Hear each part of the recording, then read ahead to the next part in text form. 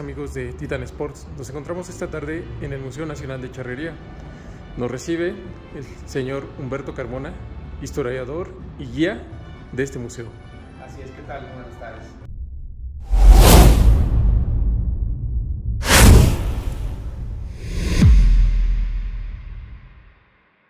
Aquí en el museo tenemos el avance y cómo se fue dando, cómo se desarrolló realmente la charrería, cómo nació, y lo tenemos organizado de una manera cronológica. Como puedes ver, aquí tenemos lo que es el siglo XVI. La idea de todo esto, ¿cuál es? La idea es que cuando la gente venga o el turista, todo lo que lea en estas tabletas informativas, independientemente de lo que yo les explico, encuentre una referencia, ya sea con una fotografía, una pintura o bien un objeto. Como puedes ver arriba tenemos a Cortés y a Moctezuma en el encuentro. Luego en el otro cuadro tienes a un soldado y atrás se ven sentados unos mexicas. Porque aquí nos está hablando desde la llegada de Cortés, desde la conquista. ¿Por qué? Porque todo inicia con la llegada del caballo. Cuando llegan los caballos, le prohíben al indígena montar porque lo vieron tan aguerrido y le temían a una sublevación. Pero es curioso que al poco tiempo se ven en la necesidad de utilizar a los indígenas y les tienen que darle permiso para montar. ¿Por qué? Porque se dio un expansionismo ganadero. Y ese expansionismo ganadero lo que provocó fueron disputas por el ganado. Esas disputas eran que si este toro es mío, que no, que es mío. Bueno, entonces, ¿cuál era la manera de poder identificar a quién pertenecía cada toro? Pues marcarlo. ¿Cómo lo marcaban? Con esos fierros que tenemos ahí, que son los fierros de herrado. Y así es como van haciendo los primeros herraderos. Entonces, los herraderos son los que dan inicio a lo que posteriormente sería la charrería.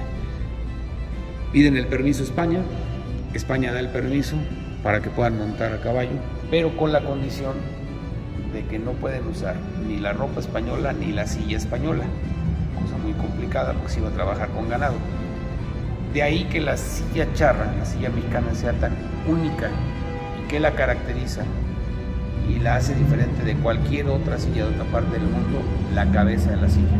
¿Por qué? Porque curiosamente en México ya existía la riata, ya sabían trenzarla, meterla a la rueca y trenzarla.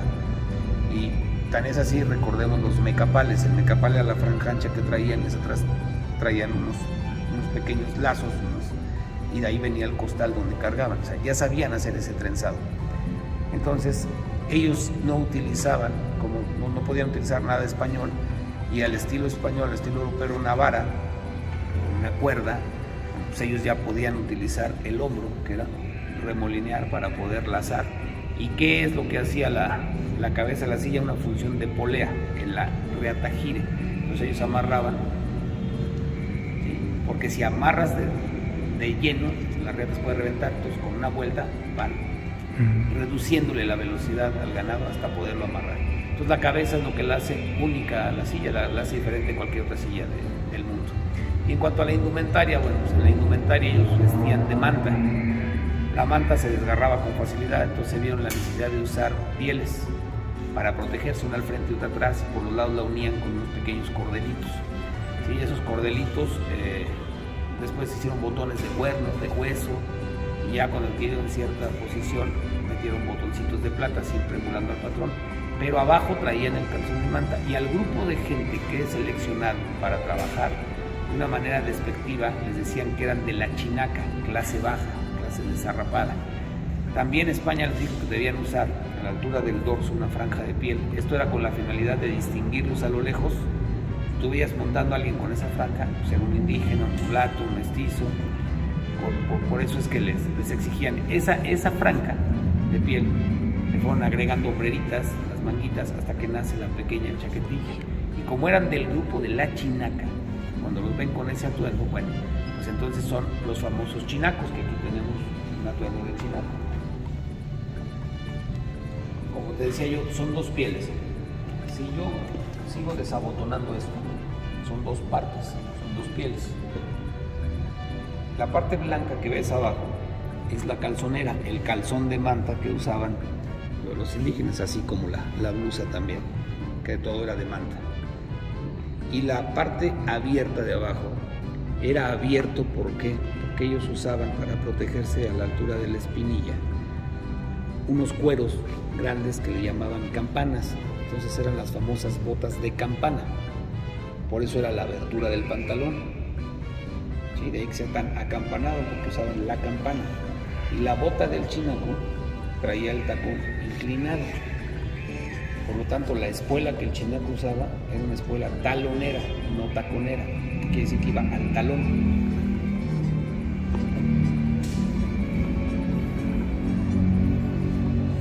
Y bueno, pues se fue dando todo. Fue inminente que tenían que montar a caballo. En 1535, Fray Sebastián de Aparicio, fraile y considerado santo, se ingenió para que un soldado le construyera la primera rueda y la primera carreta en América. Pues al tener las carretas, ¿qué necesitas para las carretas? Caballos, bueyes, mulas.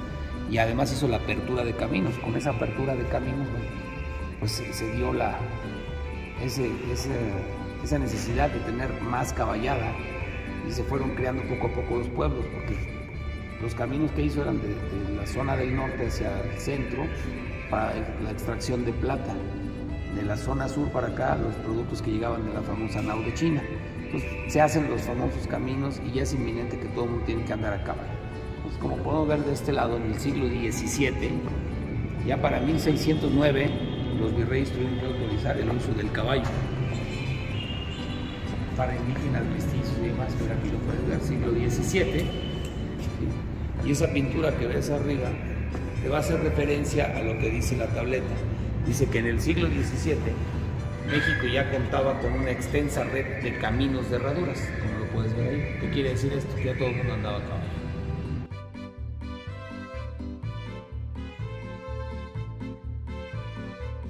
Para el siglo XVIII nace una aristocracia militar criolla y arman el grupo de lanceros, reclutados de las haciendas, de los caporales y demás. Bueno, pues esos famosos lanceros salieron tan diestros para el uso de la reata, del caballo y de la lanza, en que se convirtieron todo este tipo de jinetes mexicanos que se hicieron forjándose con los trabajos del campo. Pues al siglo siguiente, siglo XIX, son los famosos insurgentes, que son los que nos dan la independencia de México.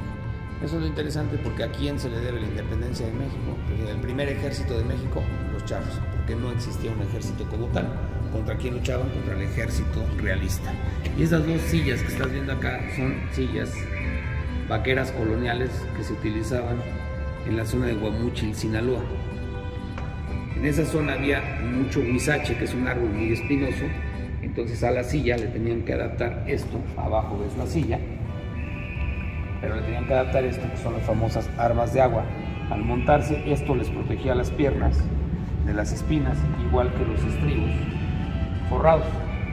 Estas son más cortas, aquellas armas son más largas. Pues bien, como te decía, del siglo XVIII, donde se hicieron los famosos lanceros, salen muy diestros los mexicanos para el uso del caballo, la reata y la lanza. Y para el siglo XIX, que para mí es uno de los siglos más importantes de México. ¿Por qué? Porque en un solo siglo hubo eventos de mucha importancia. ¿Sí? Tú pones a ver, en ese siglo fue la independencia, santanismo, invasión francesa, invasión americana, guerra de reforma, los dos imperios. Fue un siglo lleno, repleto de muchos eventos importantes para el cambio de México.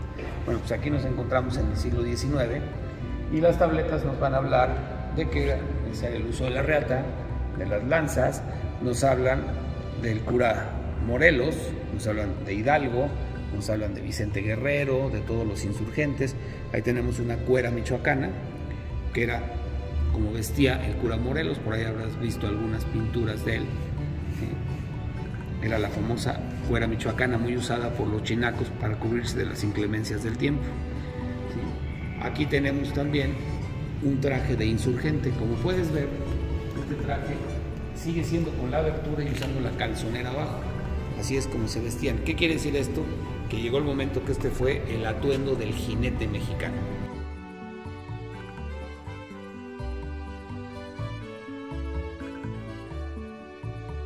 Y todo era una adaptabilidad al medio. No era fácil, era andar en campo abierto y demás. Aquí tenemos esta otra silla que le vas a ver unas armas de agua. Estas que estás viendo aquí son unas armas de agua de piel de chango. Estas armas de agua de piel de chango se usaban en estos tiempos de lluvia. ¿Por qué? Porque el pelo hacía la función de permear, era impermeable, no dejaba pasar el agua, resbalaba con facilidad el agua, por eso lo usaban en ese tipo de materiales. Digo, ahorita ya no tiene caso, ya no es tan común que andes en el campo abierto, ¿no? Y bueno, de este lado te habla que la arriería seguía siendo el medio de transporte en México. Pues se hizo una pequeña industria agrícola, algunos se enriquecieron, otros no, pero las haciendas eran fundamentales para el tipo de vida. Y el caballo pues pasó a ser parte de la familia. El caballo era muy querido por hombres, mujeres y niños. Y como puedes ver ahí las ilustraciones demarcan que pues todo el mundo andaba ya a caballo. Tú ves a los chinacos platicando, toda la gente, todo el mundo andaba a caballo. Era la forma de trasladarse.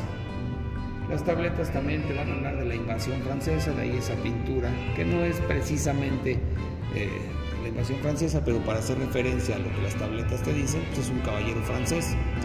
¿Sí? También nos hablan las tabletas de la Guerra de Reforma. Y al hablarnos de la Guerra de Reforma, aquí tenemos dos sillas importantes, dos sillas históricas de generales conservadores. Esta que está aquí es la del general Leonardo Márquez, el famoso tigre de Tacubaya, el sanguinario, al que se le atribuye la hazaña de los mártires de Tacubaya. Y esta otra silla que tenemos aquí, esa perteneció al general Miguel Miramón. Poca gente sabe que Miguel Miramón es el presidente más joven que ha tenido México, presidente a los 26 años de edad.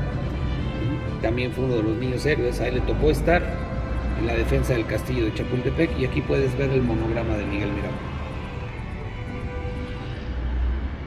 Ahora fíjate en un detalle que ambas sillas, para denotar que eran generales, al frente de la cabeza de la silla traían el águila. Aquí está la de Miguel Miramón.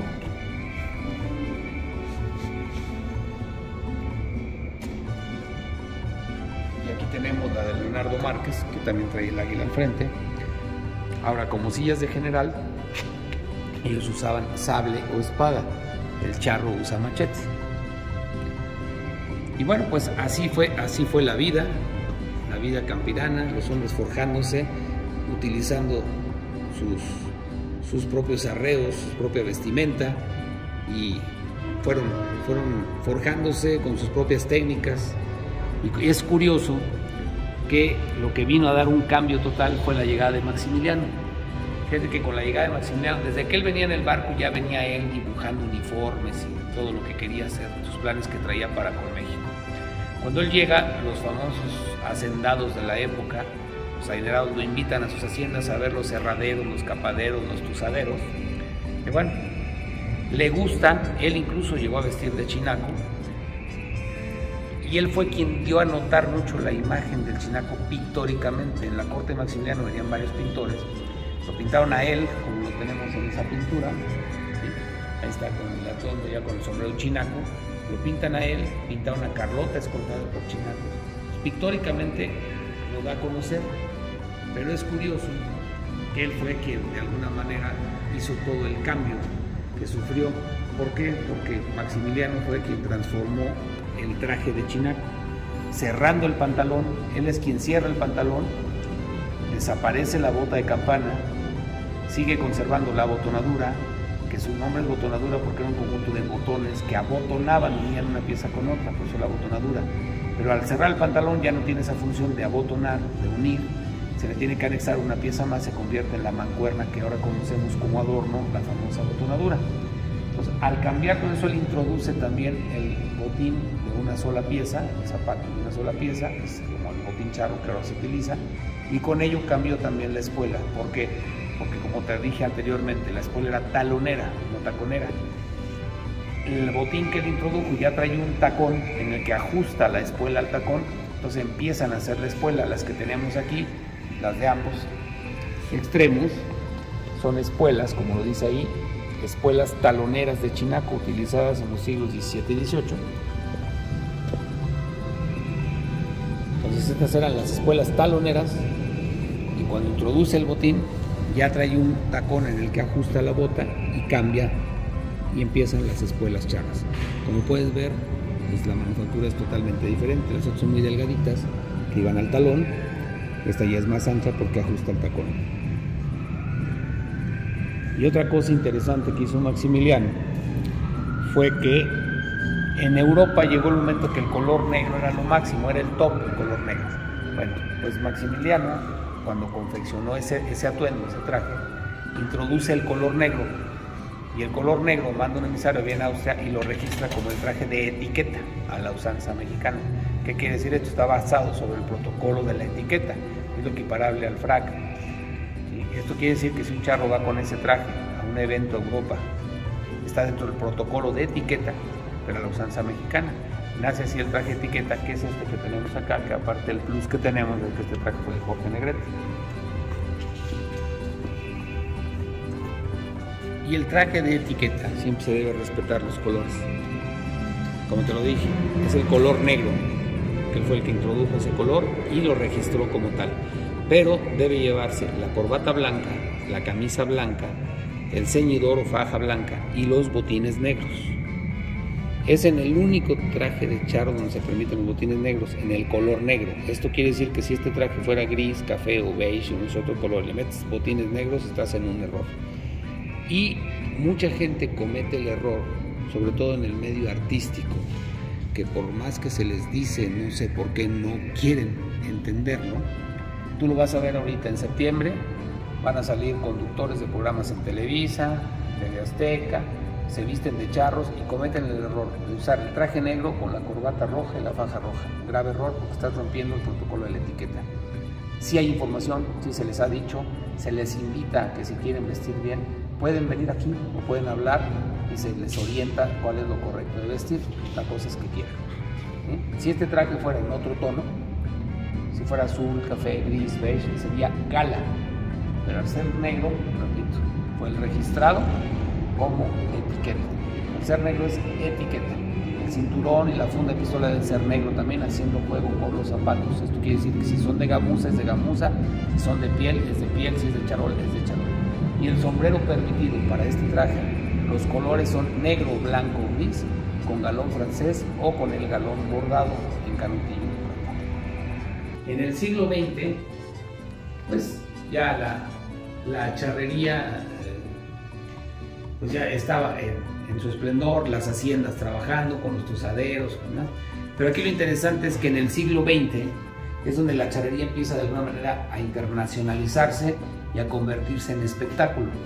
¿Sí? Ponciano Díaz nace en la hacienda de Atenco, que es la hacienda más antigua de reses bravas, y bueno, pues haber nacido en esa hacienda y el contacto con esas reses, él se hizo charro torero. Sabía rejonear, poner banderillas a caballo, sabía florear, sabía hacer suertes charras, que en realidad son faenas campiranas. Y bueno, él es quien viaja a España y Estados Unidos con su espectáculo y de esa manera empieza a internacionalizar la charrería, ¿sí? A dar a conocer ya las faenas campiranas, y fue entonces donde le empiezan a llamar suertes charras, porque los maestros de ceremonia, los locutores, decían veremos la siguiente suerte, y así se le fue quedando las suertes charras. También se dio a conocer ya el traje, la vestimenta, el traje de charro de una manera más elegante porque ya era un espectáculo. Aquí tenemos este traje. Ese traje llama la atención, es un traje de gamuza de venado, ¿sí? Bordado en canutillo de seda, canutillo de oro e hilo de seda. Pero lo que llama la atención de este traje es que tiene motivos prehispánicos, muy poco común, como tenemos a Tlaloc, caballeros águila y danzantes de Tula. El sombrero también hace juego con el traje, entonces es un traje muy poco común. A unos les gusta, a otros no, pero no le resta la elegancia y la finura del trabajo. Y en las fotografías pues vemos eventos que hacen alusión a lo que la tableta dice, ¿sí? En aquella litografía podemos ver cómo se está deteniendo un caballo para un tuzadero. El tuzadero consistía en cortar la crin y la cola del caballo, porque con ellos se hacían brochas, cepillos, cantidad de cosas y cuerdas. Aquí tenemos una falsa rienda hecha de cerda de caballo, es muy dura, Así se empezaba a amansar antiguamente un caballo con la falsa rienda, hasta que solito el caballo, después de tanto trabajo, ya pedía el freno, se le ponía el freno. El cincho está hecho también de cerda. El cincho que sujeta, que aprieta la silla, es hecho de cerda. Entonces, que era comerciar con todo lo que la naturaleza daba. Y aquí tenemos una anquera. La anquera, cuando se amansaba un caballo, también tenía utilidades. Si el caballo radeaba, es decir, que mueve mucho la cola o la levanta, se ve mal, es un defecto, porque el caballo debe caminar con la cola metidita en una buena postura. El peso le ayudaba a acostumbrarlo a tener la cola en su posición. Ahora, si el caballo se espantaba con el mínimo ruidito, un ruidito, y se da el sacón, el caballo se espanta, si te agarra mal montado te puede tumbar. Entonces, ¿qué es lo que se requería? Que el caballo se tranquilizara, se acostumbrara a los ruidos. Bueno, la anquera cuenta con esta parte de aquí que va en esto que se llama ruedo, que trae los coscojos o ruidos. Bueno, esto lo que hacía es que al ponérselo al caballo traía los ruidos. Entonces el caballo, ya sabías tú que al ponérselo se iba a hacer horrible porque traía el ruido detrás de él, pero tanto usarlo, llegaba el momento que el caballo se acostumbraba, se amansaba y ya los ruidos no lo espantaban. Y otra de las ventajas que tenía es que un toro bravo que en el campo se dejara ir al caballo, pues también lo podía proteger de las cornadas. Y bueno, lo que vino a cambiar en sí todo fue la revolución. ¿Por qué? Porque al estallar la revolución, como lo he dicho, todos eran los trabajadores de las haciendas, pero al estallar la revolución desaparecen las haciendas. Los hacendados huyen por miedo a ser asesinados, dejan las haciendas. Ya sabemos que después vino el reparto agrario, todo ese tipo de cosas que se sabe históricamente, pero las haciendas se quedan solas y los hacendados se reclutan principalmente aquí en la Ciudad de México, donde hacen corralotes grandotes, ya sea redondos o cuadrados, y se ponen al azar y a hacer todo lo que hacían en la hacienda, pero ya de una manera nada más nostálgica, recordando aquellas tardes de la hacienda. Bueno, pues eso propició que se formaran los primeros, de alguna manera rústica, los primeros lienzos charros, porque si en un corral cuadradote querían que un toro agarrara velocidad, no se podía por el espacio, le tenían que anexar una parte más, la manga del lienzo, y así van haciendo los primeros lienzos charros. Para 1920 nace la primera asociación de charros, que es Charros de Jalisco, pero como no lo protocolizan, no lo reglamentan, no lo tienen en documentos, pierden la antigüedad, y para 1921 nace la Asociación Nacional de Charros. Para 1933 nace la Asociación Nacional de Charros, que luego fue Federación Nacional de Charros, que luego fue Federación de Charros, y ahora es Federación Mexicana de Charrería. Y a la par con la federación nace la Confederación Deportiva Mexicana. La CODEME la coge como uno de sus deportes y es nombrado el deporte nacional. ¿Por qué el deporte nacional? Por toda esta historia que te he platicado, porque aquí nació, porque se hizo de los trabajos del campo, porque se forjó en el campo, porque tuvieron que irse adaptando con sus propias técnicas, el indígena, y es por eso que es el deporte nacional y el orgullo de que sea propio la indumentaria, la silla y los arreos que se utilizan. Claro que dentro del mestizaje, pues sí hubo influencia también europea, porque por ejemplo ya las espuelas, los frenos, ya son de hierro. Anteriormente en México no se usaba el hierro, no se sabía forjar, entonces sí hay cierta convivencia y cierto mestizaje, pero todo es manufactura netamente nacional, mexicana y propia de estos suelos. Sí, bueno, como te dije, la revolución fue la que propició todos los cambios. Bueno, pues aquí pasamos, ahí como puedes ver nuestras tabletas, ahí te dice la revolución, ¿sí? Y las tabletas te van a hablar de la época revolucionaria, te hablan de Zapata, te hablan de Villa, te hablan de Madero, que es quien inicia el movimiento revolucionario. Y aquí lo interesante es que aquí nuestra élite, nuestro revolucionario que tenemos a un lado, están flanqueando la silla y el revólver de Pancho Villa.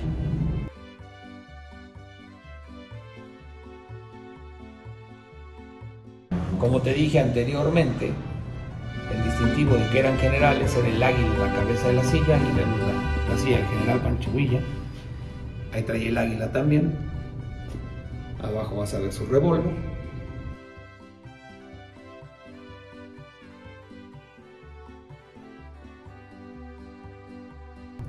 Y en la parte alta de la cabeza de la silla está el monograma de Doroteo Arango.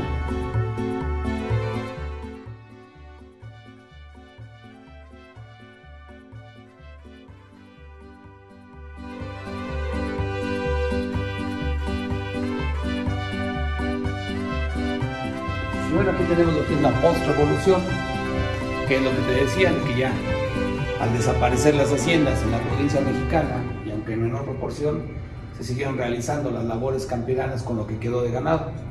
Pero para quienes se fueron a la ciudad solo les quedó el recuerdo de aquellos viejos tiempos de la hacienda. ¿Sí? Aquí tenemos la colección de fierros, que fue lo que originó todo, de fierros de herrar. Con esto concluiríamos lo que es, aquí es donde siempre termino lo que es el recorrido histórico, y luego ya le invitamos a la gente a que pase a conocer la colección de piezas que tenemos.